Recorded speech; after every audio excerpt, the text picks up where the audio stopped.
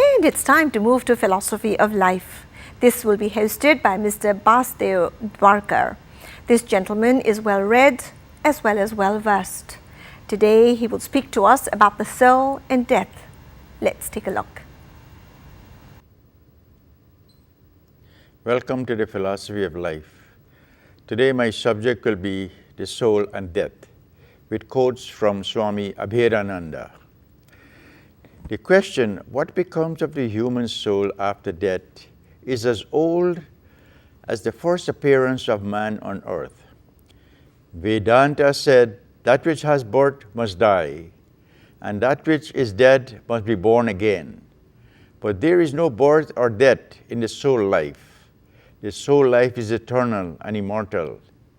It takes that form which it wants to take due to our desire or cravings or intense longing.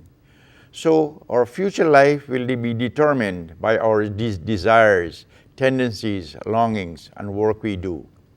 Those who want to go to heaven will create a heaven. Those who want to think of hell will see hell.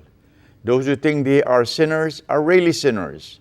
What thou thinkest, thou shalt become. So all these heavens and hells are different conditions of our minds. They do not exist outside. As long as we are in a state of ignorance, we have such dreams. But when we realize oneness with the universal spirit, we are free from birth or death and heaven or hell. There's a story I want to tell today about hell and heaven. There was a great devotee who wanted to go to heaven. He asked God to guide him to go to heaven. God said, get up in the morning and walk east on that street. He got up in the morning and went straight. And when he went there, he saw a sign on the right-hand side say heaven. And there was one which says hell on the left-hand side.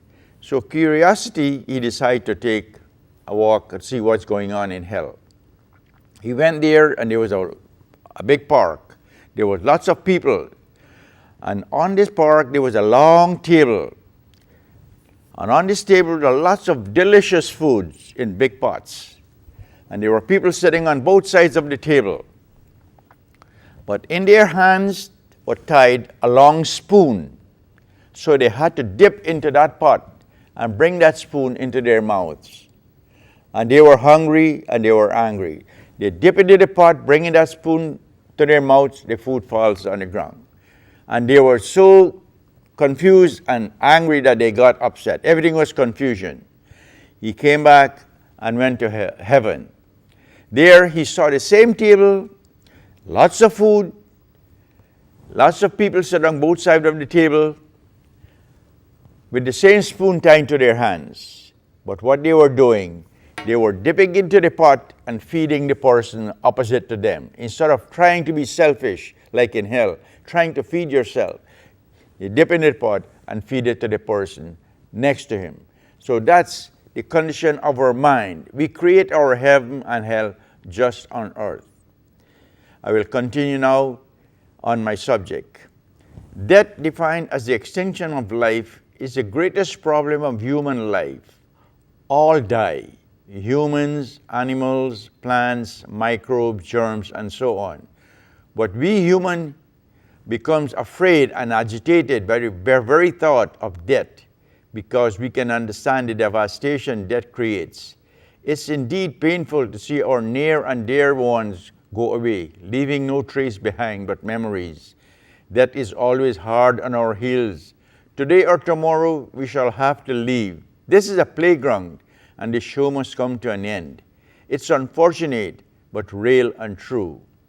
However much we might have loved life, however much we might have loved the world and served it, we have to quit someday. None can conquer death. However bold we might be, death is assured.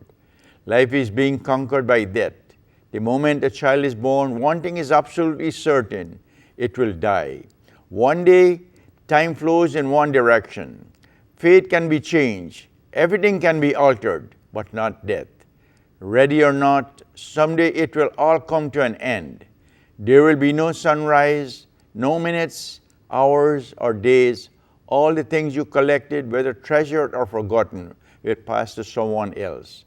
Your wealth, fame, and temporal power will shrivel to irrelevance.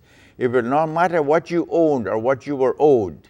Your grudges, resentment, frustration, and jealousies will finally disappear.